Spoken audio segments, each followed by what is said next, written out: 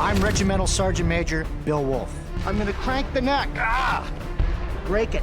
For 30 years, I've taught soldiers how to stay alive in combat. Take a sports move, turn it into a deadly move. Got it? I know weapons. I know fear. And I know war. Take out his eye. How you train is how you react. But most of all, I know what it takes to become one of history's toughest soldiers.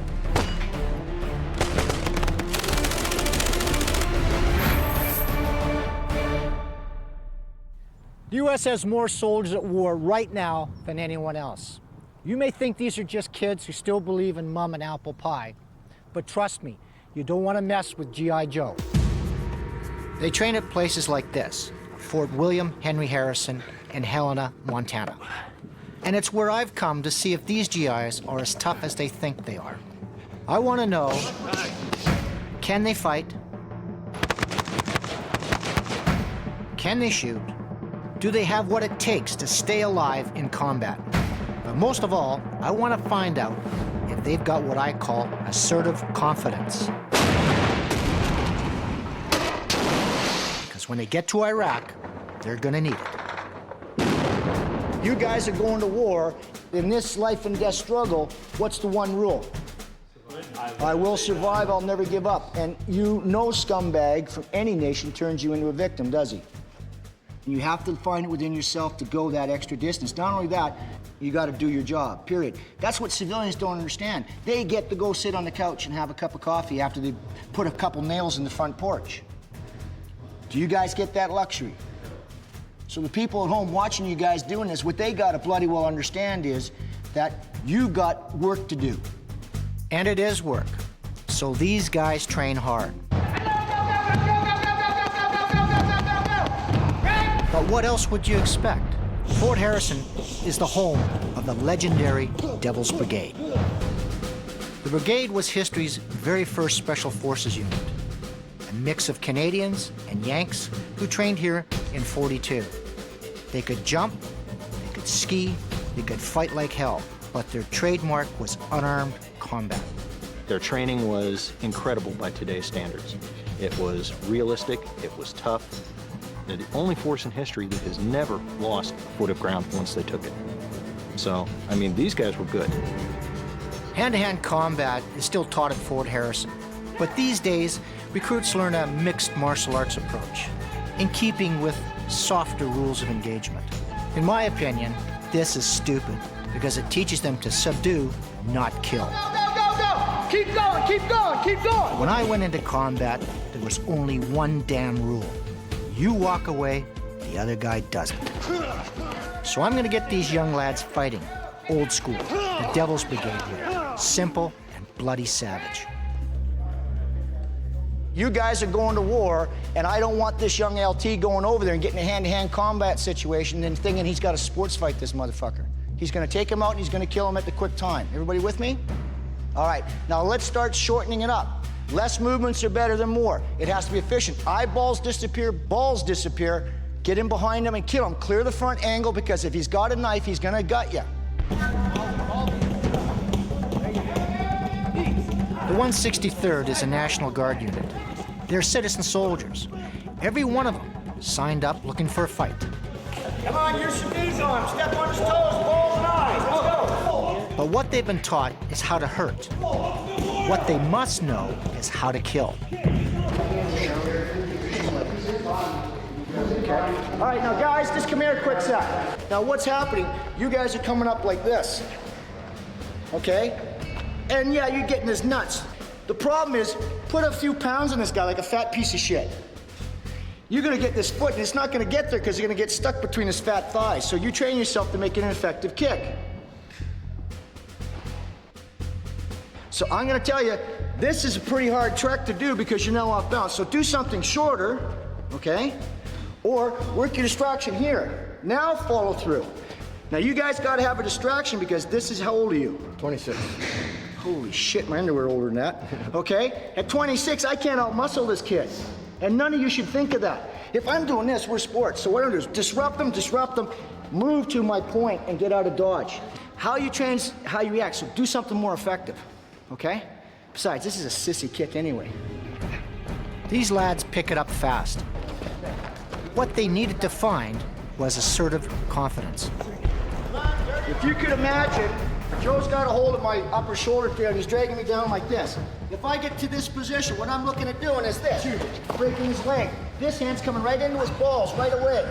Now, where's Joe's mindset right now? To kick me off or protect this little pack-a-whacker? Protect. All right, now from here, I'm getting up and I'm coming around and I'm taking his goddamn face off. All right, let's try it first clinically. You can try with your partner, put you in a suppressed position.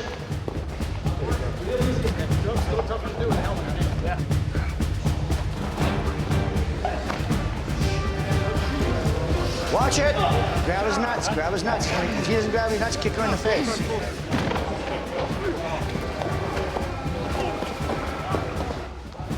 Now, question for you guys. You got a hold of this package, etc., etc. What do you got to find? Right now, Joe's taking him down. What do you got to find? The next place to hit him. Oh, fucking stop fishing with hand grenades, for Christ's sake. What do you got to find? What do you got to find? Hands. What delivers weapons? Exactly. You're down there and he's just taking. How you know he's not trying to slit your motherfucking throat? So find his damn hands. Because you may have to reprioritize to a knife fight. And God help it if it's a gun battle. So you're gonna have to be Johnny quicker, not Johnny later. Bill's training was interesting because it's very focused on the killing aspect and accomplishing the mission, and then the mind-body about being able to drive on in adverse conditions. These guys are training hard in the physical, as you can see. The thing that's difficult for them to train for is the IED, the improvised explosive device. The psychological effect of that weapon is something they have to face every day. Iraqi insurgents use IEDs, improvised explosive devices, to fight from a distance.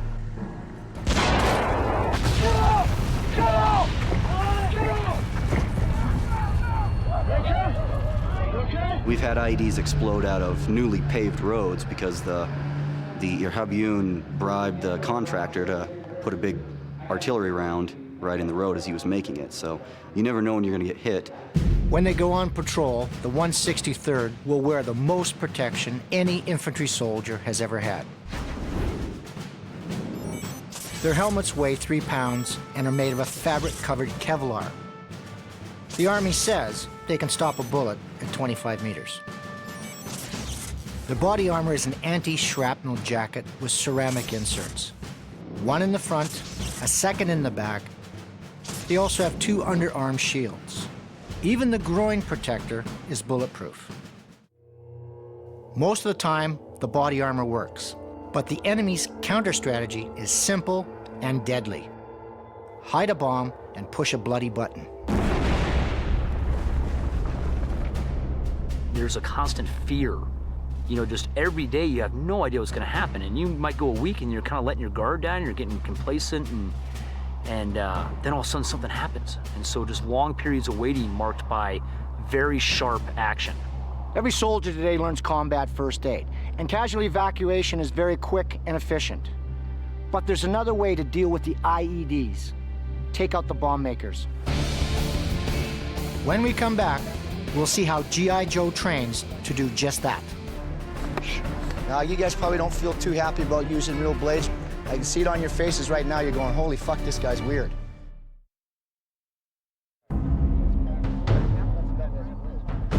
My first point of kill here is in, slice. My second is rotation. Now, brainstem down. You won't see this kind of training on the evening news. Civilians find it brutal. Army PR guys think it looks bad. But frontline soldiers find it indispensable. What I've done is I stuck my knife through his throat. You think I'm slicing it. I go through here. Then I take it out. In other words, I take his whole head off his shoulders. It's all just a tool in your toolbox. You may find yourself in a situation where that's all the only tool you have left. Knife fighting, it has its place, and you get into a knife fight, you're gonna get cut. Just cut the other guy worse. Cut him quicker, cut him worse. Good. In a time of laser-guided smart bombs, killing with a knife might seem old-fashioned. But when you're going house to house looking for bomb makers, most of the fighting is close in and dirty. Now in Iraq, this is urban warfare. Soldiers get isolated in these close combat situations sometimes. Knife fighting may seem like a redundant skill within the military arsenal, but some sort of edged weapon training that's effective and as a last resort must be taught. And these skills are being worked here today in a hard manner. These soldiers need to know this. This is one of the closest and safest ways of getting your mindset into facing a live blade. Everybody with me? If I come this way, you can hit with it. Have a good night, too. That helps. Exactly. Okay, everybody get the idea? Self-inflicted wound. That's what it's all about. You take a licking and keep on ticking. It's a violent form of self-defense. This is something that we do need to incorporate within the Army because I think it'll improve the survivability if you do find yourself in an unarmed combat situation. You know, there can be times when your main weapon, your M4 malfunctions, transition to your M9, it malfunctions. What do you have left? You have a knife and then you have your hands.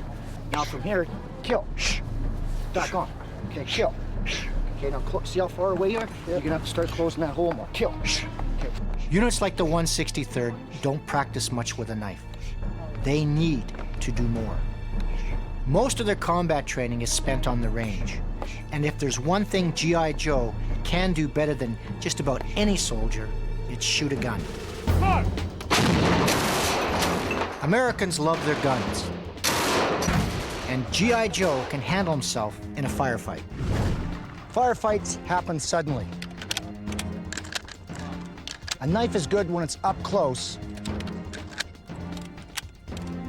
but a GI's best friend is his assault rifle. Fire! And his weapon is not just any gun.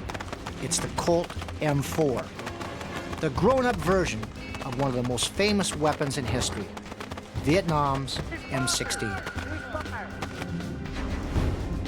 The M4 weighs only 7 pounds, and even with a fully loaded 30-round mag, it's light and deadly. With an effective range of 200 meters, the M4 is designed for urban fighting. Add on a night vision scope and a grenade launcher, and G.I. Joe's weapon is one nasty piece of business. But even the best weapon is no good if you can't use it. So before they go to war, the GIs rehearse the many scenarios they might face in combat. All right, this is the scenario, okay? You're in a vehicle, it's got some protection in it, but it's broken down. Today, their vehicle's been hit by an RPG. They're pinned down, and they're under fire. All right, you're not firing, you're just rehearsing it, and get a little muscle memory, and then we'll do, all right, go. Tell me where to move! Moving! In position! And when you're ambushed in Fallujah, being perfect keeps you from having your ass shot off. Got you covered! Move then, move! Moving like frozen pond water. When he comes in here, he's looking for targets of opportunities, coming out, bang, bang, right, bang, bang. When you're ready to move and he's laying down, now he's laying down suppressive fire so you can move, you're keeping their head down. You hear him go from just a single shot targets of opportunity to laying down suppressive fire. That's your cue to move. I mean, you should, you hear that. He's laying down suppressive fire, the enemy's probably backing up, keeping their heads down, that's when you move. That's the whole purpose. The other thing you gotta watch too is that you're standing right here. You must frame yourself because your muzzle's almost out the door, so you're gonna have to get a little more oblique to something, otherwise I couldn't think of a better way to shoot your ass off. This is called the what? Fatal funnel. There you go, the fatal funnel. Go ahead and hit it. Come on, move! Moving!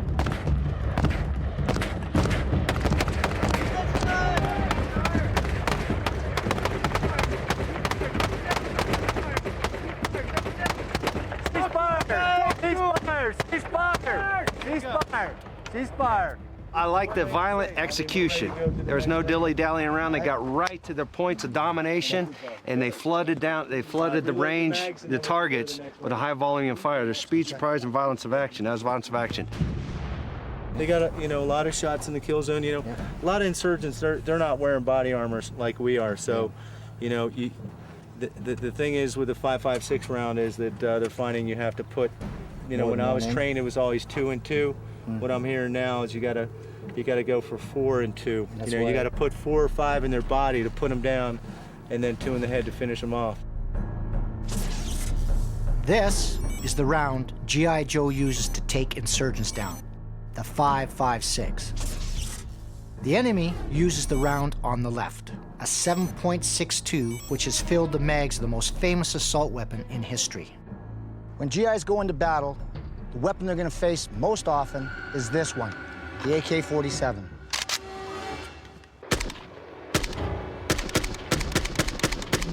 About 100 million AKs have been used in battle. It's the weapon of choice for insurgents because it's reliable and it's cheap. In Iraq, every family is legally allowed 1 per household. And the guys who own them probably think they're hotshots. But guess what? G.I. Joe is not too bad either.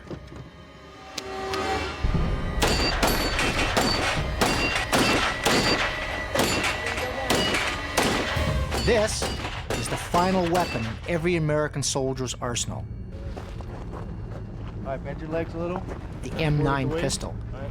Deadly within 50 meters if you know how to use it, and most soldiers do. You got 45 seconds to complete this. Go! Hurry up, hurry up.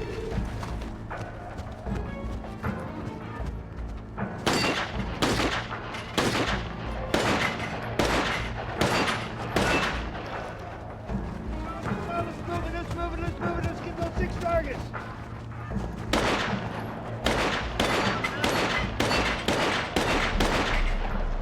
Nice. 35 seconds. The M9 pistol, the M4 rifle, and the personal killing knife. Throw on some body armor, and the American soldier is a tough opponent. But the average American trooper is not just a tough soldier, he's a smart soldier too. When we come back, we'll see how training and teamwork keeps G.I. Joe alive in combat.